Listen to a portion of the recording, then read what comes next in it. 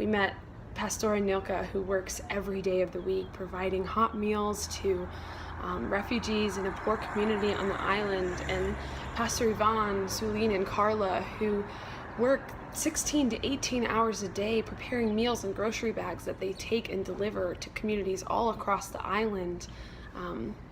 And both of their stories were that they didn't know how they were going to do it, but they just knew they had to start. They don't know where the food is going to come from, but they just have to keep going, and they know that God is going to continue to provide for the work that God is calling them to. I was a little hesitant to go on the Puerto Rico mission trip with Wesley. When I got to Puerto Rico, all my fears were relieved. I never felt unhelpful nor ill-prepared. Even though I'm no theological expert, I have the Spanish skills of a kindergartner, I still serve the purpose on this trip. The people I met in Puerto Rico were some of the most spiritual people I've ever met. I truly saw people following God's call for them. They focused on the needs for each day in their ministry. They trusted fully in God to provide for them for the next day, which is something so inspiring and something I've always struggled with. These mission trips have been so impactful for me in my spiritual development here. I started to realize that God calls you wherever you're at in your faith journey. And I'm really excited to lead the missions team next year. I definitely feel like this is someplace God's calling me to go.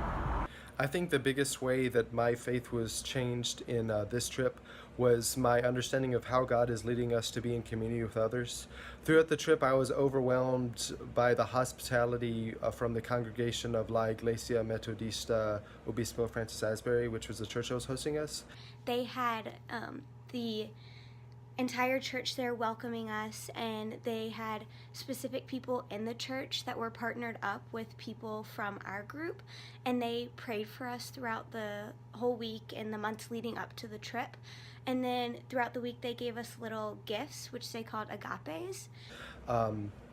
It really made me start thinking about like how we can start seeking that community in not just in Puerto Rico or on trips, but just in all of our interactions with the people around us. All the songs were in Spanish and English, alternating between the verses and choruses, and someone always interpreted the prayers and the scriptures so that we could all take part. And I was just so overwhelmed by the way that God was working through all of us and through the unification of different languages and cultures to worship the same amazing God. I definitely felt God through the whole trip. I was really able to sit back and listen to what God was having to say to me.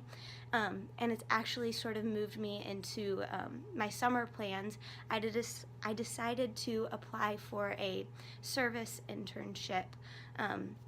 So I'll be working with the hospital in Charlotte, and I just really feel this calling to helping serve others. And I think that's what God's trying to tell me, and I heard it loud and clear when I was on this trip.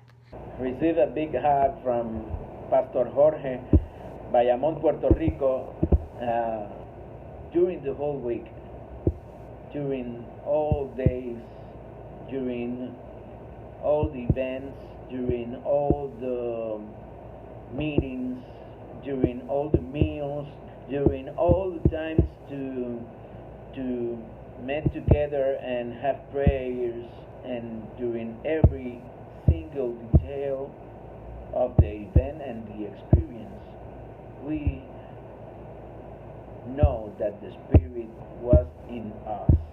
When Pastor Jorge announced us that a missionary group would be staying at our facilities, I was like, what? Here? I thought about how small and uncomfortable they are. But their happiness at arriving, the joy, the sympathy of these young people was impressive. I want to thank Pastor Ryan for considering us to be the host, and each of those beautiful young people who stayed with us during that week. They changed my perception that we are a small church, because the only thing that matters is to host with love. And I think we did. I am looking forward to see all of them next year again at our church, at our small and uncomfortable church. And we have grown and in the spiritual matters, but also in our vision of the church or of our local church. So You have done a wonderful work guided by the Spirit of God.